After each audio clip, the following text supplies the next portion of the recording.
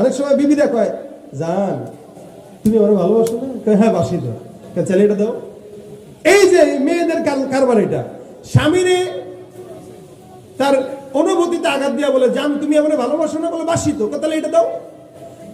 ভালোবাসা তো এটাই যে যে বাসবে তার উসিলা চাইতে হবে। তো দাসী বলতেছে, আল্লাহ তুমি যে আমাকে ভালোবাসো ওই উসিলা আমাকে এটা এটা দাও। তা আতা ইবনে আবি রাবা দোয়ার পরে ডাক দেখে, এই গাধি, জি হুজুর এ কি চাইলি তুই? এটা আল্লাহ তোরে ভালোবাসা, আল্লাহ ঠেকা পড়ছে, তুই এটাই না বলবি যে আল্লাহ আমি যে তোমারে ভালোবাসি এই উসিলা এটা এটা দাও।